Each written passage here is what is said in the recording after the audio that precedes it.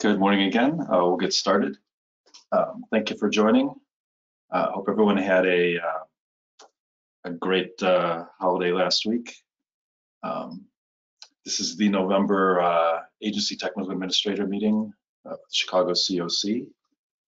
My name is Mike Corcoran. I'm the Director of Information Services for All Chicago. And we'll start with the meeting. A few housekeeping items. The setup of the webinar is that non-presenters are muted. Please use the questions area to ask questions. In the panel for the webinar, it's one of the pull downs for some of the menu selections there that is actually labeled questions. Click the area to expand it, type your question in the text area and click send. This webinar is not intended to address specific client data situations or other things like that. Please contact the HMIS Help Desk to get those addressed. And we'll make the materials and the slides in the webinar recording available at a URL link at the help desk that we'll send out after the meeting. The agenda for today, we'll do a couple of follow-up items on the 2024 data standards, an update on HUD reporting, some items on the 2024 point in time count, the HUD longitudinal system analysis report that's due after the first of the year, an update on the data quality process, a quick overview of the new street outreach workflow, talk about some coordinate entry changes that are coming up, and any questions you might have on those items.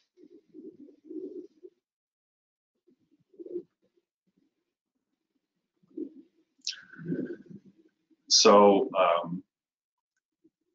as hopefully everyone remembers, the new data standards took effect on October 1st of this year. The link for the documents from HUD regarding the HUD data standards is on the screen. And our COC Help Desk articles, webinars, and other materials pertaining to that, with the training and webinars that we did regarding the data standards changes, are also at a link that's on the screen. Those are not new. Those are things that we distributed previously leading up to the data standards change, but if anyone needs the links for reference to go back and look at anything, those are still available.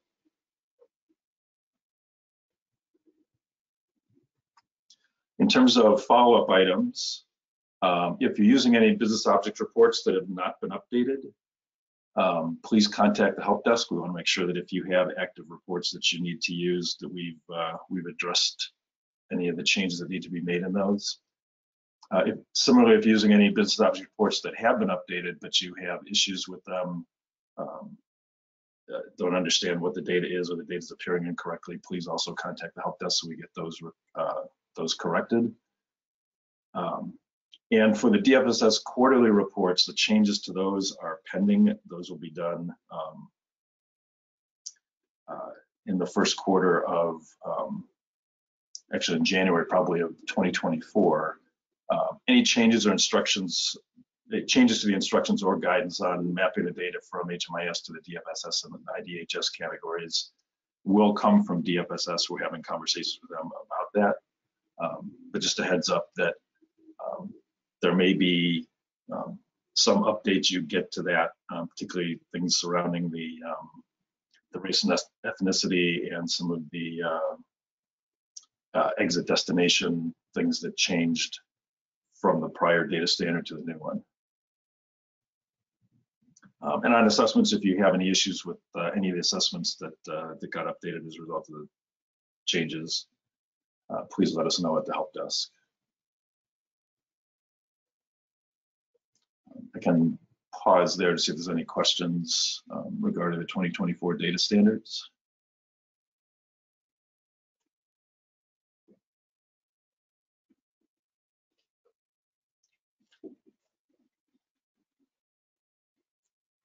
Okay, the HUD reporting update. This was sent out to all users and was also posted as a news item on the HMIS. From earlier this month, HUD sent out a message updating their previous guidance to contact the community planning and development representative and revising that to just note when your reports are submitted, that the delay was due to the vendor not having the report ready to go. And that's how they would want to process it and not contact the CPD representative at this time. Yesterday, actually, let me pause to see if there's any questions on this message from HUD.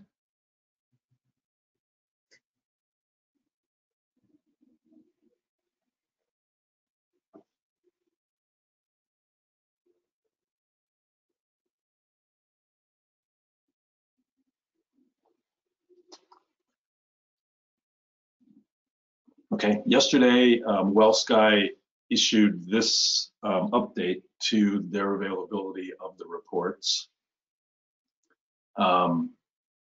They've been focusing on things like the LSA that we'll get to in a minute, and some other things that they and HUD apparently deem to be more critical than some of the other reports.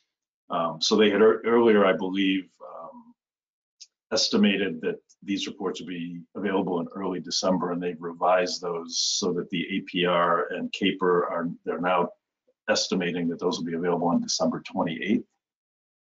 The PATH annual report will be January 25th, and the coordinated entry APR will be February 15th. We'll again send this out to everybody. Again, it just came in late yesterday.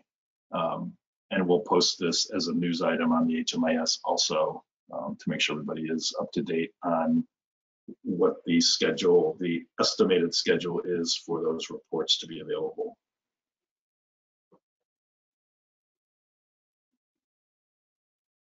And one thing they note, the LSA process is happening right now. And the LSA report is new, and there may be issues and bugs and things like that with it. And so in the paragraph after the bullet points, it says, please note that the LSA flag pile investigations and/or corrections could impact those delivery dates. So they are focused on making sure the LSA process gets done as a priority, superseding a lot of other things. So again, I'll pause to see if there's any questions on that.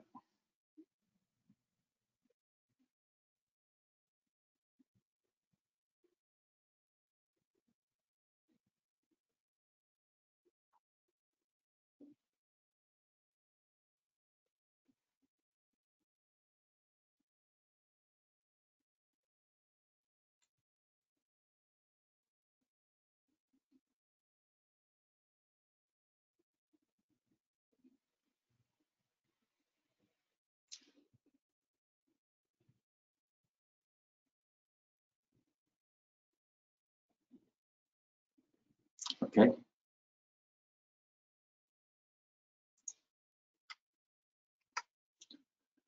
So for the 2024 point in time count, the PIT, for the emergency shelters, the data being used to identify who is occupying beds in a shelter will be pulled from the entry-exit enrollments, as opposed to pulling from Shelter Point, which records them as services, which was done in previous years. That's for the emergency shelter entry-exit type projects. Emergency shelter night-by-night projects will continue to use Shelter Point for the count.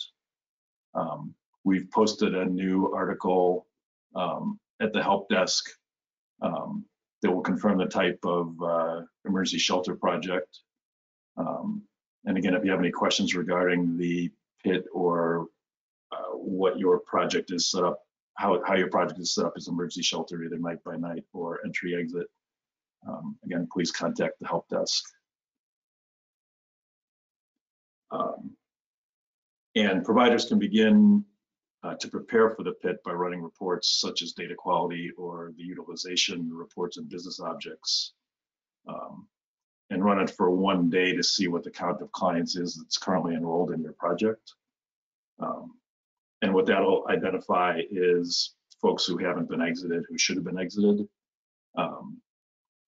and clients that haven't been enrolled that should have been, so they can be counted correctly. And we'll update all this with more detailed instructions and help desk articles as we get closer to that time. But it's for some shelter projects, it's a fairly significant change to making sure that the enrollments are correct. And some of the reasons behind this are that HUD is now checking across reports to make sure that there's consistency. So for things like the LSA and the system performance measure and APRs and the PIT and HIC counts, they're comparing inventories, they're comparing lots of things to make sure that all that data is consistent. And the reporting that's being used to populate those reports, the reporting that's being done to populate those submissions to HUD are also starting to reflect that and making sure that if you have a project of a particular type, like an entry-exit shelter project, that it's actually using the entry-exit data as opposed to the services data that comes out of Shelter Point. So basically they're tightening all that stuff up, and that's why we want to make sure that we're out in front of that from a process perspective and making sure that the data is entered correctly in the HMIS. And we've been talking with DFSS about this in terms of how they're handling their instructions and under what circumstances they're using tally counts coming directly from the shelters as opposed to data in the HMIS. And more it's going to be that we have to use the data in the HMIS to complete things like the point in time count and the HIC.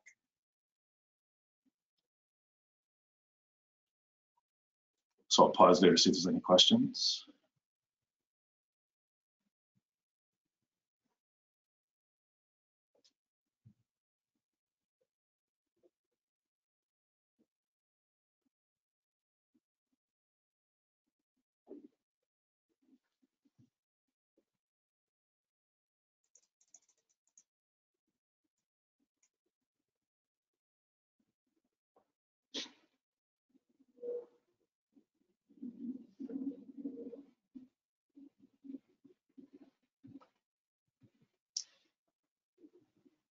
Okay.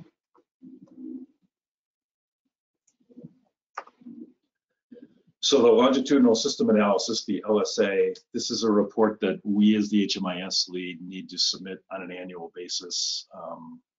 And the process for it started at the beginning of this month. It's produced out of the HMIS data and submitted annually to HUD, and it provides HUD and COCs with critical information about how people are experiencing homelessness or using services in the continuum. It's also used to check the consistency of data within the HMIS and the correctness of the data within the HMIS. And it's very detailed and very picky about what constitutes correct data and what does not constitute correct data. And one of the changes recently, in addition to what I talked about previously with cross-checking across reports, like they check the inventory in the continuum when we submit the HMIS APR versus what was in the HIC count versus what was in the system performance measure in the LSA. Again, they're cross-checking all of that data. In addition to that, specific to the LSA, they have metrics about what they consider the usability of the data to be. How consistent is it for various project types and things like that? Can they actually use the data to figure things out within our continuum and across continuums and things like that? They are already, and they've indicated that they're going to increase their use of those metrics in the evaluation of the performance of continuums and funding requests. So it affects everybody regarding the quality of the data that we submit to HUD via this LSA reporting mechanism. So as the errors get identified, we will be reaching out to you as providers to correct data errors that are identified during this process. Some of the errors that we encounter most frequently are there are enrollments missing a head of household, enrollments with multiple heads of household, the participation status. So the project has enrollments that occur outside of their operating start and end dates. Typically, it's enrollment starting before the operating start date, but there are other cases of that as well. In the utilization, the bed type doesn't agree with the client household enrollment. So if you have most of your beds set up as family beds and almost everybody who enrolls is a single person, that kind of thing gets flagged. So there may be updates we need to make to the bed and unit inventory that you have. We've already reached out to a few agencies, and this is just something we can't correct because of the way their grants are with, are there multiple enrollments in permanent housing programs at the same time for a client? But that's another example of things that we'll be contacting you to see if there's, again, somebody didn't get exited properly or that sort of thing. But our goal is to have, well, the goal is to eliminate all the errors in what we submit. We got very close to that last year. And again, it benefits everybody to have the data as correct as possible in the system. And so just know that we'll be reaching out to get your help in correcting these errors. And in advance of us contacting you, if you want to take a look at the head of household and client location report and business objects, that'll identify some of the household errors, and there's a help desk article on how to run and interpret that report.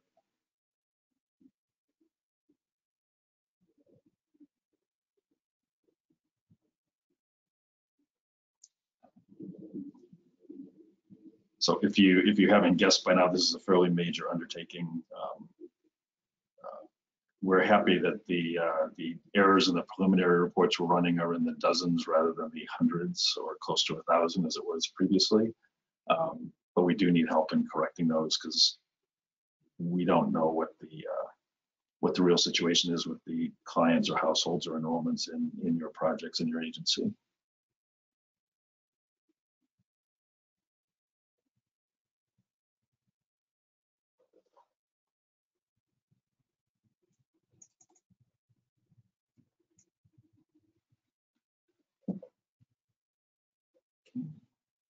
There's no questions, I'll move on. So the data quality process update. The data quality process for the third quarter was run earlier this month. Again, we held office hours for several agencies. We updated the reports to reflect the 2022 data standards changes to give everyone an opportunity to correct data for things like the new race and ethnicity question. 243 of the submissions were successfully processed. There were a few files that had errors, and I'll be contacting those agencies to see if you want to resubmit, but thank you to everyone who participated.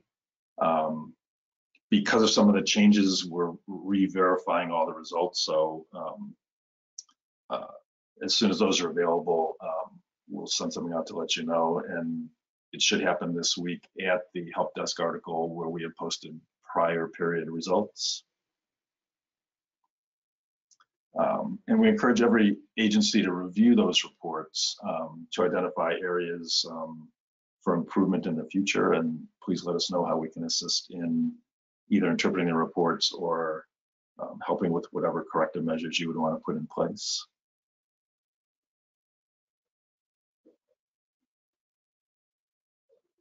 Any questions or other things on data quality?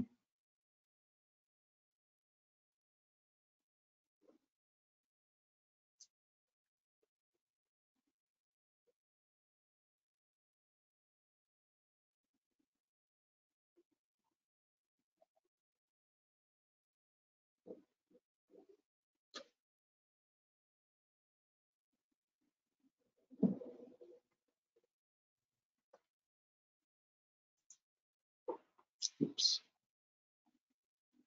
Okay, moving on to a new street outreach workflow. There was a new HMIS workflow for street outreach that took effect on November 1st. The new, this is just a heads up in case you weren't part of any of those webinars or otherwise didn't know about this change. The new workflow aligns with HUD processes and guidance. It reduces the data entry that case managers and other folks have to do up to the date of engagement. And it corrects the use of the current living situation to make that data both correct and accessible on a historical basis for folks that need to look that up. And again, there's a help desk article for the new workflow. That's that link on the screen there. And again, we'll make the slides available so you have all these links as part of the slides. Any questions on the street outreach workflow?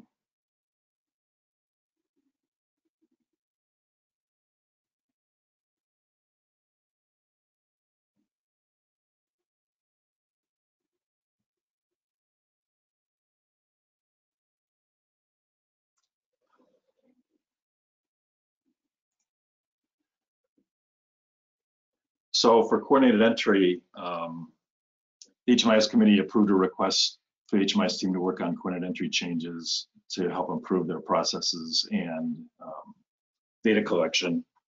And the CE team will decide when to launch those updates. They're in process. Some of them are under review. A lot of the training stuff is under review.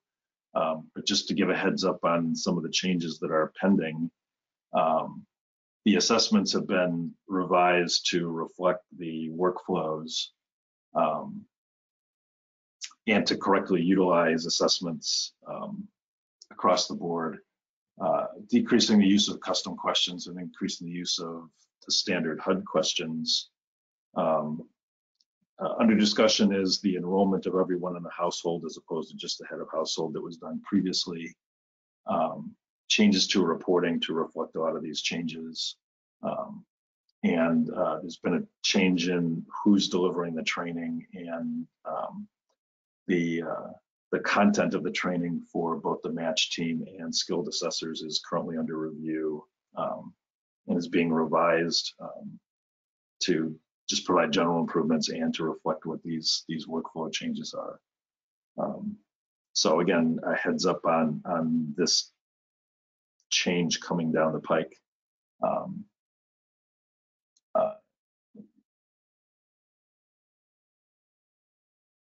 It should, I don't think there's any change to where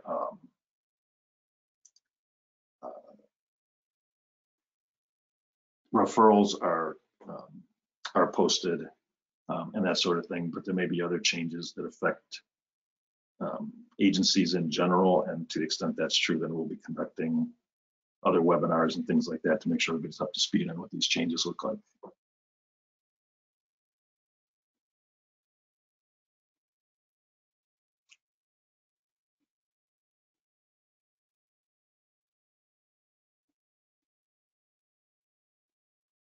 Any questions on coordinated entry? We may set a record for this meeting.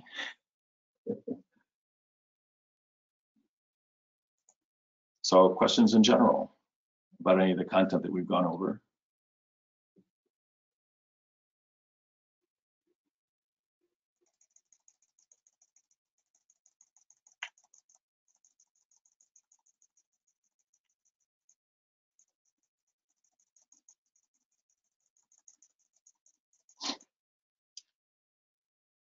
Joy has a question about what day we'll see the data quality results. I would say no later than Friday. I'm trying to get it done earlier than that, but I just want to do some review since we made some changes to how the data is tabulated. The results shouldn't look any different than what you have in your data quality reports that you submitted for each project. But it'll be out this week.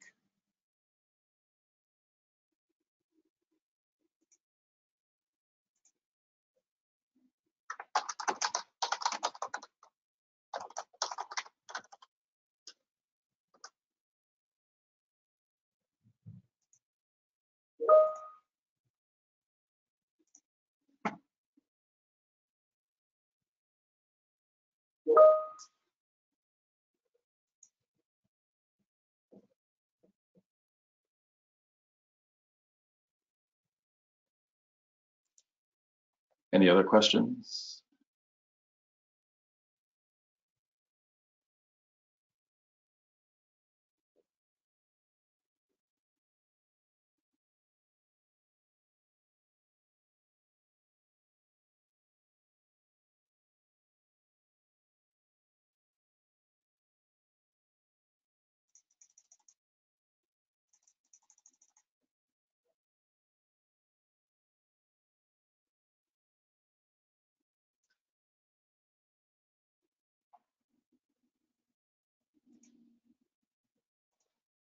Okay, well, I will give you half hour of your day back. Thank you again, everyone, for attending. Have a wonderful holiday and New Year, since we won't probably have a meeting until after the first of the year.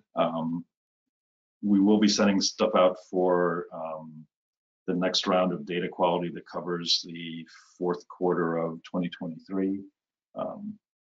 But I want to make sure that with the HIC and PID and other things going on in January that we got that aligned properly with everybody's workload. So we'll be reviewing that and setting that out as soon as we have a good date range to do that. I'll stay on for a minute or two, but otherwise, if there's no other questions, thank you and enjoy the rest of your day.